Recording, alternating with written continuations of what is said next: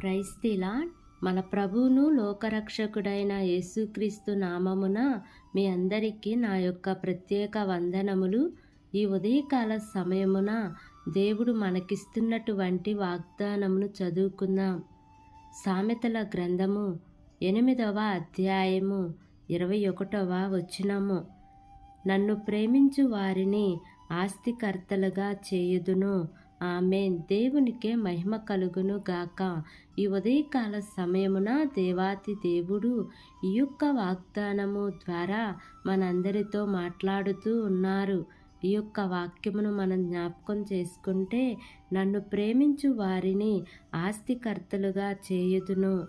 ఎవరైతే దేవుణ్ణి ప్రేమిస్తారో వారిని ఆయన ఆస్తికర్తలుగా చేస్తాను అని వాగ్దానం ఇస్తూ ఉన్నారు. దేవునిని ప్రేమించటము అంటే ఆయన చెప్పుతున్నది ప్రతిదీ చేయటమే. ఆయన చెప్పినది చెప్పినట్లు చేస్తున్నవాడు మాత్రమే దేవునిని ప్రేమిస్తున్నట్లు అని అర్థము.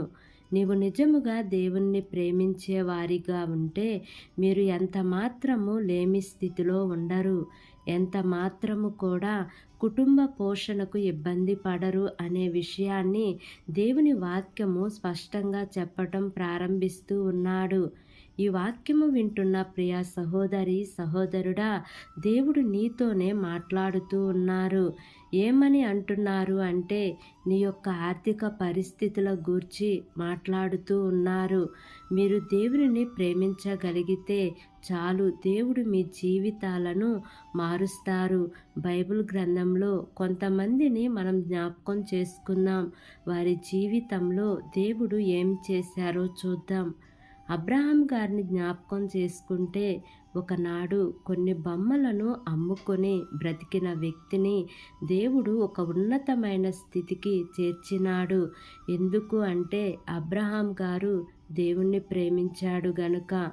యోబును జ్ఞాపకం చేసుకుంటే ఎంతో ఉన్నతమైన స్థితిలో కూర్చోబెట్టినాడు. రెండంతల ఆశీర్వాదమును దేవుడిచ్చినాడు.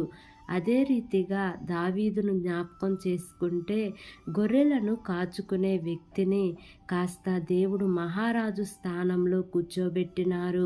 ఈ ఉదయకాల సమయమున ఈ యొక్క వాక్యము వింటున్న ప్రియా సహోదరి సహోదరుడా, మీరు దేవుణ్ణి హృదయపూర్వకంగా ప్రేమించి చూడండి.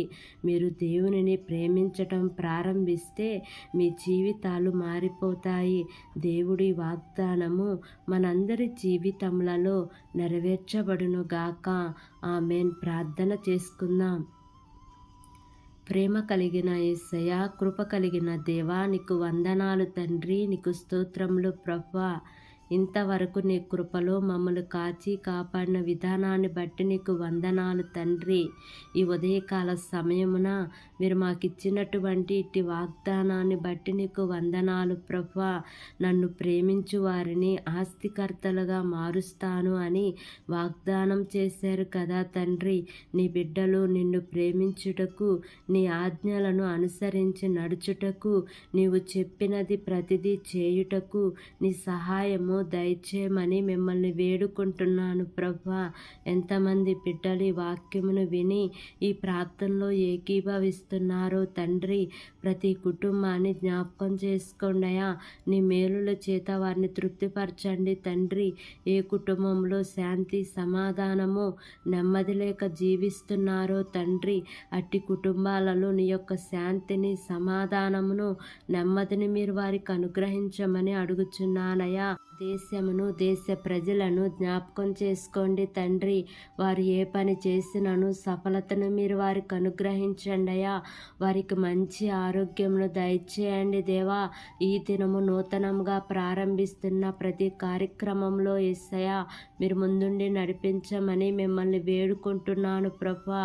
ఈ దినము ప్రయాణం చేస్తున్న ప్రతి బిడ్డను జ్ఞాపకం చేసుకోండి అయ్యా. వారి యొక్క ప్రయాణంలో క్షేమాన్ని ఇవ్వండి తండ్రి. మార్గ మధ్యంలో నీ దేవదూతల కాపుదల నీ ప్రియ బిడ్డలకు తోడుగా ఉంచమని, నా యొక్క ప్రార్థన ఆలకించి అంగీకరించమని నజరేయుడైన యేసు అతి పరిశుద్ధ నామమున అడిగి వేడుకొని పొంది ఉన్నాము తండ్రి. Amen, amen, amen. Praise the Lord. God bless you all.